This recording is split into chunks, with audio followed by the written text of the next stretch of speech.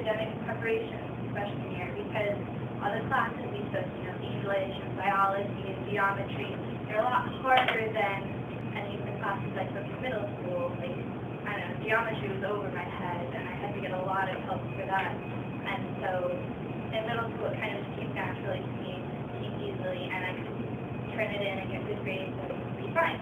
But I discovered in high school, it's not so much like that. You need some help sometimes. And I found that the teachers that they're really easy, like they give easily. They will, if you need help, you can go to them and they will explain it as many times as you need until it sinks in and then you understand. And so I really think that freshman year I grew a lot in academic preparation because it sort of sets the tone for the rest of your high school life. Also, you kind of don't really know what to expect, and then these classes might be harder than you expect, but you know that you can always get help.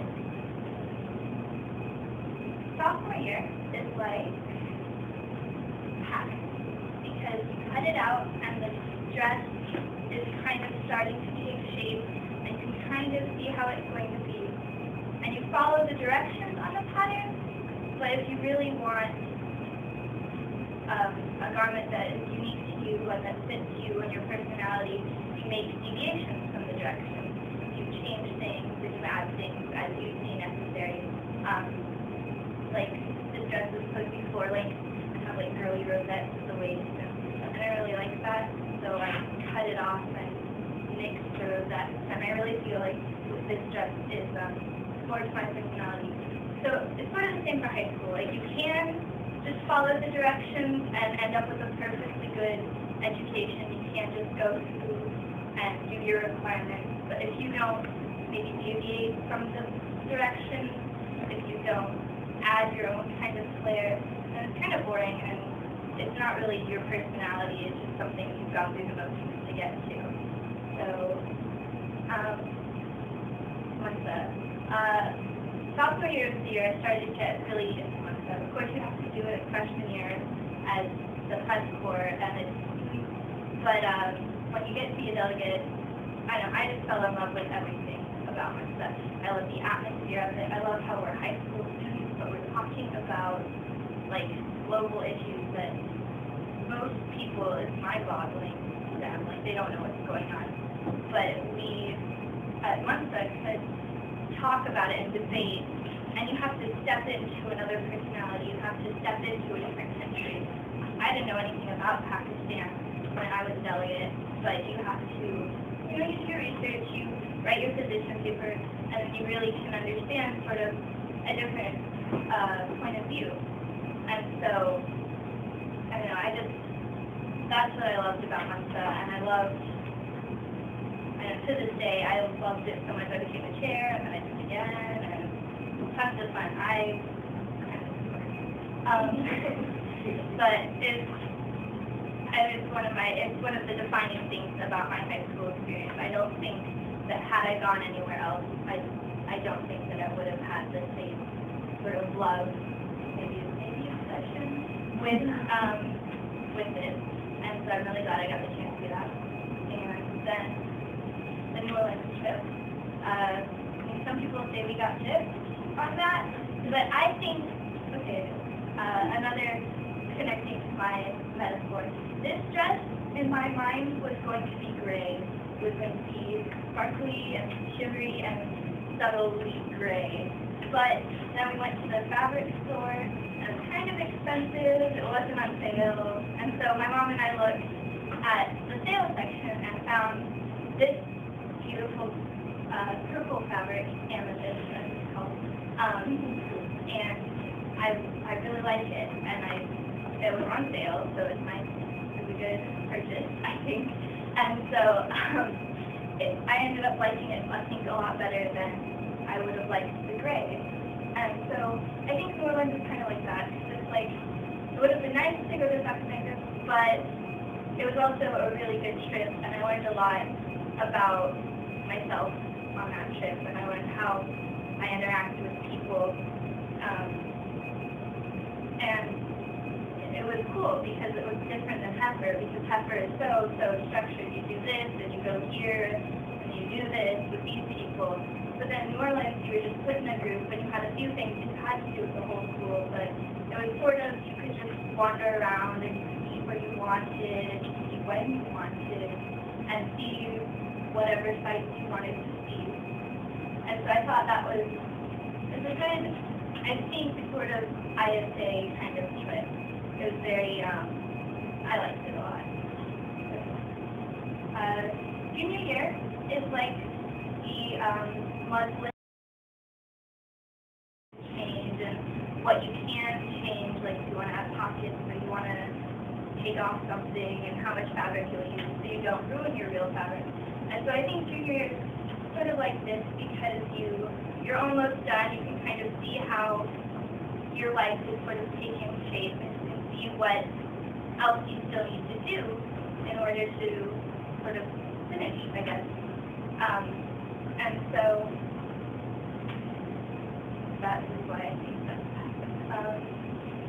I think I grew the most in global awareness this year. I don't think there was one sort of event that happened that made me realize that, but I think it just sort of clicked in my head. Like, I became a lot more aware of myself and of my actions in regards to the world. And I think that I really became a global citizen during junior year because, I don't know, you can do so many things personally that can affect a wider group, can affect the world. And so that was something that really clicked. And I remember talking about yesterday, like in freshman year when we did GEP, and you kind of see how one thing can lead to another, and then we have all these problems. But if you yourself do something to fix it, or something to change it, it can end up a lot better than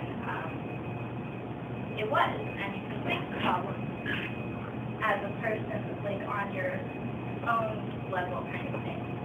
And yeah, okay. Senior year was like,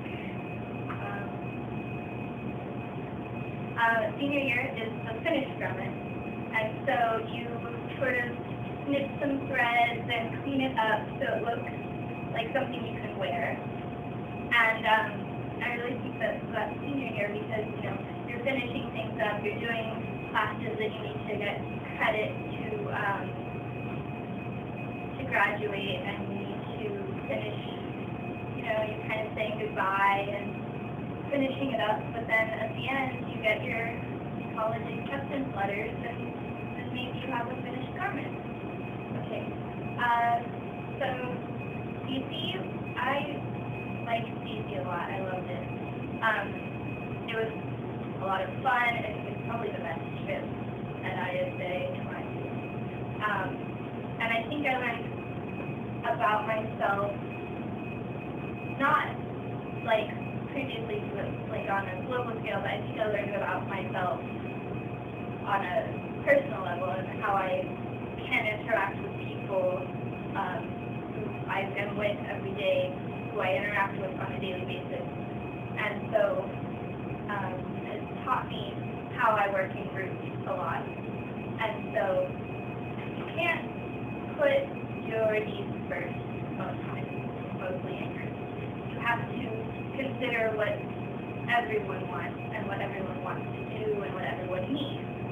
So, for example, I can't just say, okay, well, now I'm hungry, I'm going to go get a bagel. You guys, whatever, okay? But you have to say, well, I would like to go eat because I feel that would be the best for my, like, what I need right now. But then other people might want to see a museum or whatever. And so what I learned mostly about myself on this trip is that when your blood sugar is low and other people's blood sugars are low, no one's going to be making good decisions. And so sometimes maybe someone needs to step up as a sort of take charge and say, you know what, why don't we all go get a bagel. So I mean, that's kind of, it's important to know that. take that on later in life when I interact with people, and I can know my kind of limits of like how far I can go and what I can handle with regards to people, and then I know when I need to back off or something like that. So I think this trip really sort of showed me that. And then I think I grew the most in effective communication skills, because when you're trying to apply to college, you're communicating. You're telling the places of education, you want me to go to your school, you want me because I am an awesome person and I am an asset to your community, and you really should pick me. That's kind of what you're telling college when you're applying. And so you have to write essays to get there, and I've edited my essay 2, 3, 4 times, and to get it to what I want to say and what I want to communicate to these establishments.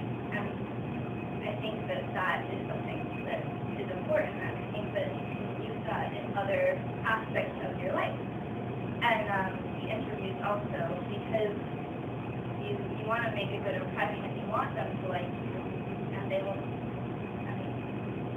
if they like you, they'll pick you. And so I think that ISA has offered me a lot of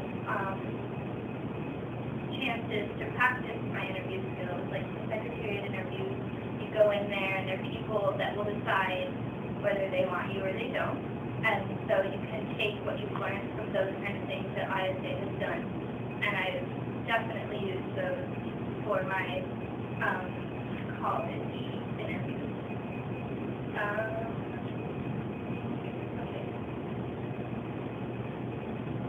Porque tomé la clase por 6 años, voy a terminar esta presentación en español. He disfrutado mucho de mi tiempo aquí en la Escuela Nacional de las Américas y pienso que soy una mejor persona que sale de ella. Sé que soy más elocuente que algunos de mis compañeros de otras escuelas secundarias y puedo seguir el ritmo de los acontecimientos actuales, porque durante mi tiempo aquí me he vuelto muy interesado en este tipo de cosas.